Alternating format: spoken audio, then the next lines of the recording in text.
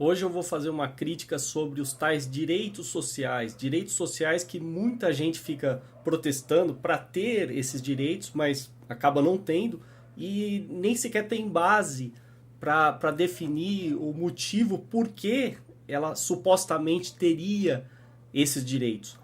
Os únicos direitos que você tem de fato são os direitos naturais. Direito à vida, é óbvio, porque sem a vida você não existe. Direito à liberdade, sem a liberdade você não tem controle sobre a sua própria vida, você não pode fazer suas próprias escolhas e definir a sua vida. E direito à propriedade, é importantíssimo. Lembrando que a primeira propriedade privada é seu próprio corpo. Né? Então daí você deriva uma série de situações. Por exemplo, tendo direito à propriedade, você tem do seu próprio corpo, você tem direito a fazer o que você bem entender com o seu próprio corpo. Por exemplo, direito ao aborto, direito à eutanásia, direito a usar drogas, né, direito a vender órgãos e direito, por exemplo, até mesmo vender a sua virgindade, como aconteceu aí com a tal da Catarina aí, que gerou polêmica. Tudo isso está dentro da categoria dos direitos à propriedade, a sua autopropriedade, né, em relação ao seu próprio corpo. Só que a gente não vive em um mundo assim, né, que seria muito mais simples e deixar claro que esses direitos, é óbvio, não vão ser aplicados somente a você, mas aos outros. Você também não pode interferir no direito à vida, à liberdade e à propriedade dos outros. E simples, bastaria isso para todo mundo viver pacificamente, né, de forma harmônica, sem conflito. Aí nós temos aqui a pérola da Constituição Federal. Né, direitos sociais, artigo 6º, são direitos sociais à educação. Bom, já começou mal, né? Aí o que a Constituição faz? Ela transforma o que é serviço em direito. Quando você transforma serviço em direito, você está dizendo o seguinte: alguém vai ter que se sacrificar para garantir esse direito para você. Ou seja, é lindo, maravilhoso dizer que você tem direito à educação, mas eu quero saber quem vai pagar essa conta. Né? O Estado vai fornecer isso? De onde que o Estado vai tirar dinheiro? Arrancando do bolso de todo mundo. Né? E não existe esse consenso dizer que todo mundo está satisfeito em bancar isso. Né? Algumas pessoas aí chegam ao erro de falar assim que elas pagam imposto, estão satisfeitas em pagar imposto porque têm os serviços estatais. Só que elas não têm como mensurar o quanto bem sucedido esse serviço estatal é, porque não tem concorrência. E outra, é tão falacioso acreditar nesses serviços estatais, porque se eles fossem realmente plenamente cumpridos, então não existiria nenhum equivalente privado. Por exemplo, no caso da educação. A gente sabe que a educação pública aí é um lixo, né? Ensino fundamental e médio aqui no Brasil é um lixo. E aí, cadê seu direito à educação? Você vai ficar esperando até quando? Você vai ficar protestando até quando? Igual um bobo, igual um pato. E não me vem falar em educação superior, que a USP, por exemplo, é a melhor universidade que tem no Brasil. Bom, compara a USP então com uma Harvard. Né? Se o seu padrão aí de qualidade é a USP, o meu padrão de qualidade é a Harvard. E aí, você vai falar o quê? E outra, se você quer educação de qualidade, como você gosta de falar, é acessível para todos, por que não se tira impostos das escolas privadas? Por que se não desburocratiza o setor? Por que não tira encargos? Por que você não facilita ao máximo a instalação de novos concorrentes de escolas privadas? Isso ninguém faz, isso se aplica para todos os serviços que eu vou criticar daqui em diante. Aí depois tem direito à saúde, também outro serviço que não é um direito. Você não tem esse direito à saúde. Ninguém é obrigado a se sacrificar para garantir a sua saúde, principalmente se você for um sujeito que não cuida da sua saúde. Então, na verdade, isso aí leva a aberrações, situações como, por exemplo, racionamento. Em todo o sistema público de saúde existe racionamento, porque essa ideia de sistema universal de saúde só pode ser mantida, né, ou mascarada através de racionamento. Leva a filas de espera, né, leva à morte. Né? E isso eu não falo só no Brasil, não. Eu vou falar aqui do Canadá, aproveitando um vídeo aí que eu vi ontem, do Fraser Institute do Canadá, mostrando que lá tem esses problemas de saúde sim. né? Ao contrário do que muitos vlogueiros aí do Canadá, né, que a gente conhece, falam sobre elogiando o sistema de saúde, mas na verdade não é bem assim. Se você vai, por exemplo, para Ontário, você vê esses problemas. Tem até uma mensagem aqui de uma moradora lá do Canadá. Olha aí a mensagem, né? Vocês podem até consultar. Ela falou que leva 10 meses, né, em Ontário para você conseguir fazer uma biópsia. E ela também falou que leva 12 horas no setor de emergência para ser atendido. Ou seja, então, que tipo de saúde é essa aí? Né, tem que falar pelo país inteiro. E outra, né, o Canadá aí no caso merece crítica sim, porque é um país com uma população de um número baixo, né, 35 milhões aproximadamente. Então você imagina se fosse 200 milhões. E se fosse 1 bilhão de pessoas? Eu queria ver esse sistema funcionar. Não vai. Porque não tem como você escalar esse sistema público. Ou seja, racionamento.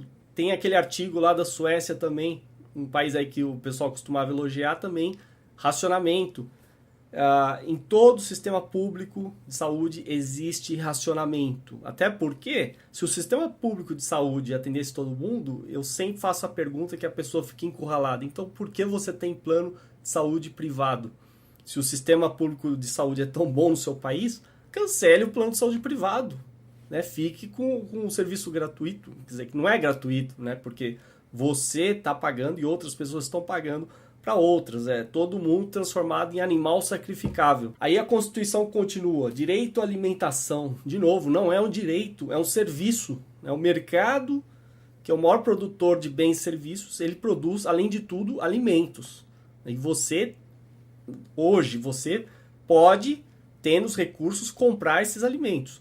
Agora, dizer que você tem direito à alimentação, de novo, é cair no erro de dizer que outros têm que se sacrificar para manter você bem alimentado. É o mesmo que dizer que você não precisa fazer nada, que o Estado vai cuidar de você e vai te alimentar. Veja que todos esses direitos, eles tiram a responsabilidade individual do sujeito, né, e passam essa responsabilidade ao coletivo, como se o indivíduo agora não precisasse fazer mais nada, ele pode viver às custas de todos. Que lindo, né? Só que não funciona, por isso que é um fracasso.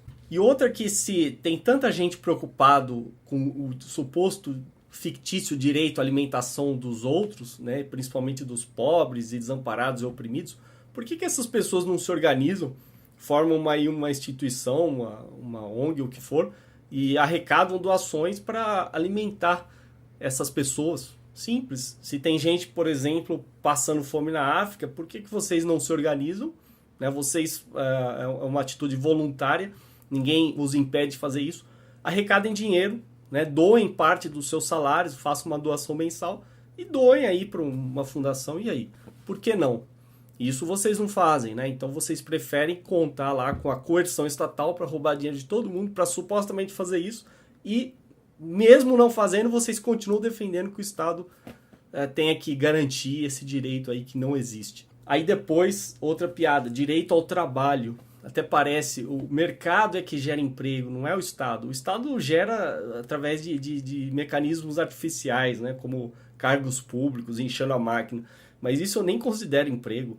A pessoa trabalhar com burocracia, o que um sujeito empregado no Estado produz? Não produz nada, produz burocracia, né? Os parlamentares produzem leis inúteis, regras estúpidas, que só atrapalham a vida de todos. E aí?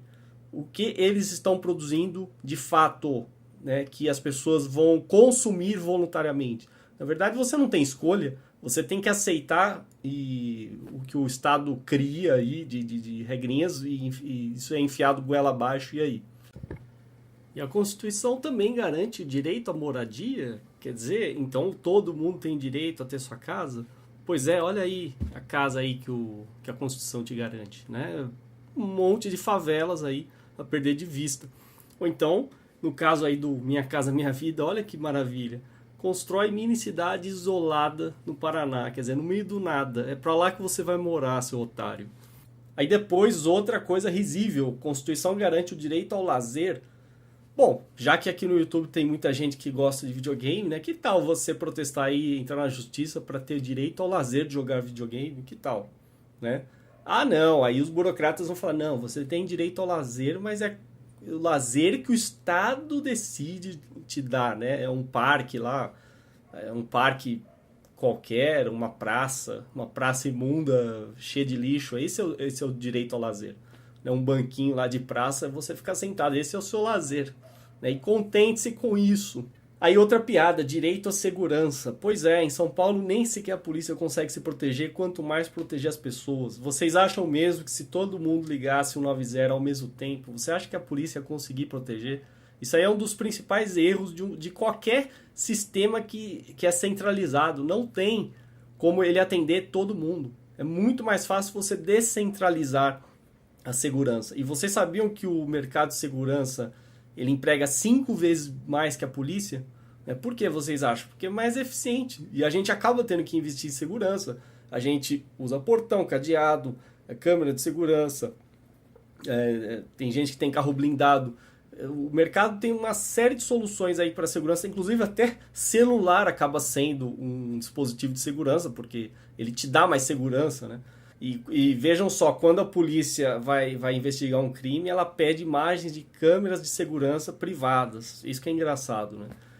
Aí depois ela continua, Previdência Social. Bom, Previdência Social, se você está preocupado com Previdência, tem Previdência Privada. Né? Então vá lá, contrate o seu plano de Previdência Privada e esteja feliz. Depois, proteção à maternidade e à infância. Né? Também outra grande balela aí. Né? O que a gente mais vê aí é criança na rua, criança abandonada. E cadê a tal proteção? Então o Estado nunca vai garantir nada disso. Assistência aos desamparados, como eu já falei, quem está preocupado com os desamparados, né, que use seus próprios recursos para cuidar deles. Você não pode obrigar alguém a cuidar de outra pessoa se ela não quer. Né? O seu direito mais fundamental é viver livre de coerção. E isso está implícito no direito à liberdade. Se você não tem liberdade de escolher o que você vai fazer com o seu próprio tempo, os seus próprios recursos, seu próprio dinheiro, então você já não tem liberdade. Bom, e depois no artigo 7º tem direitos dos trabalhadores, que é mais uma aberração, eu nem vou ficar comentando porque é muita coisa, né? Então tem coisas idiotas como relação de emprego protegida contra despedida arbitrária, isso aí já deixa a economia menos livre, né? Vai dificultar contratações, porque nenhum empregador vai querer contratar alguém que vai ter que engolir depois. Seguro-desemprego também, outra aberração. Se o cara quisesse algum seguro, né, ele deveria contratar um seguro privado. Muita gente aproveita aí o seguro-desemprego para consumir o tempo todo o seguro-desemprego para só depois procurar emprego, né, às custas de todos. Fundo de garantia do tempo de serviço, que é uma das coisas que mais reduz o seu salário aí, e ninguém pediu para ter um fundo de garantia. Também isso seria um serviço, se você quer, contrata uma alternativa privada.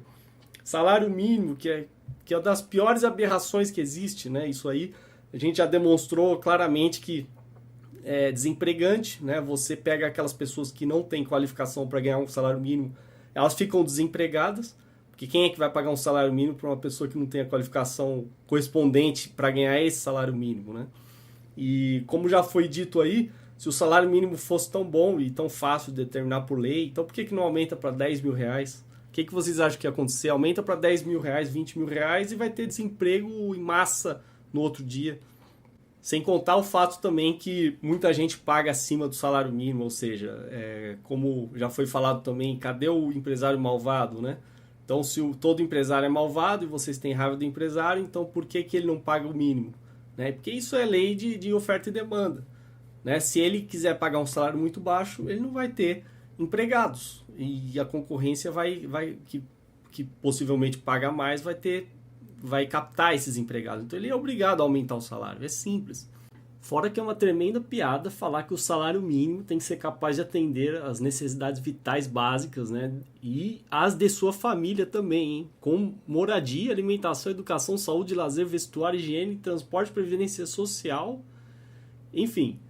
Então, olha o absurdo, quer dizer, eles querem definir como o mercado inteiro tem que pagar os seus empregados, né? E definir os requisitos mínimos aí que esse salário tem que atender. Isso aí destrói a economia inteira. Por isso é que o Brasil anda a passo de tartaruga. Aí depois tem piso salarial, também outra aberração, né? Vai contra a liberdade econômica, irredutibilidade do salário contra a liberdade econômica, ou seja, você não pode reduzir o salário. Quer dizer, então você engessa o sistema de tal forma que ele não pode se adaptar às condições, né, atuais. Garantia de salário, blá blá blá, 13º salário, um absurdo, né? 13º sobre um mês não trabalhado. E assim vai, né?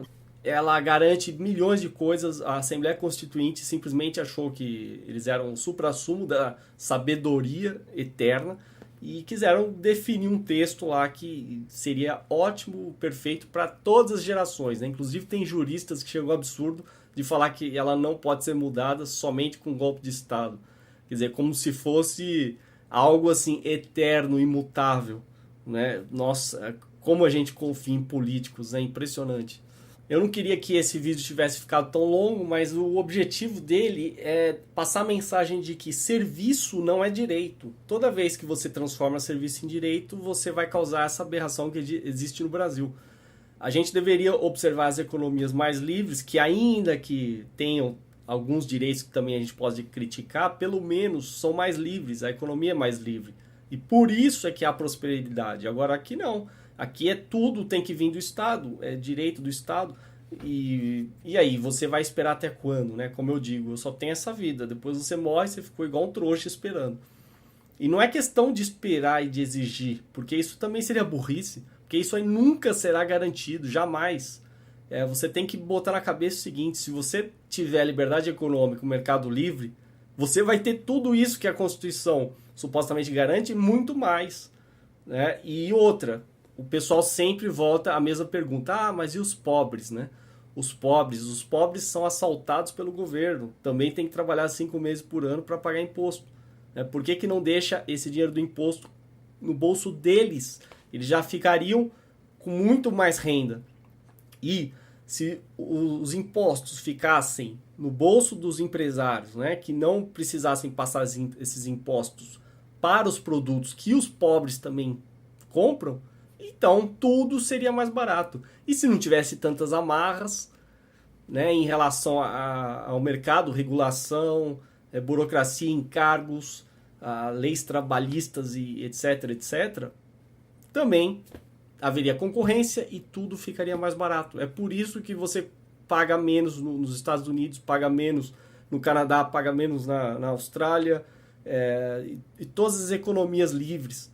Né? E por isso que sempre o Brasil vai pagar muito mais caro que todas essas economias e infelizmente os brasileiros vão ficar aí esperando, eu não sei até quando, né? Porque já se passam aí décadas e décadas e tá tudo perdido. Agora o PT no poder, quer dizer, que está indo no caminho contrário, né? Menos liberdade econômica, e as pessoas achando que ele vai salvar o mundo. Então, se você realmente quer que o país se desenvolva, primeira coisa, você tem que ser contra essa Constituição. Agora, é claro, é muito difícil você mudar essa Constituição, quanto mais refazê-la do zero. Então, você poderia, pelo menos, já que vai ter que engolir essa Constituição, pelo menos exigir do governo, né, que faça mudanças para a gente ter mais liberdade econômica. Como o governo do PT não vai fazer nada disso, né, não gosta de liberdade econômica, pelo contrário, então eu acho que a única saída, quem sabe, é sair do país. Ou então, quem sabe, se o Liber, né, o partido aí que está para ser criado, conseguir as 500 mil assinaturas e os candidatos forem eleitos, aí sim as mudanças podem acontecer. Porque é o único partido que defende liberdade econômica. O resto é apenas lixo socialista.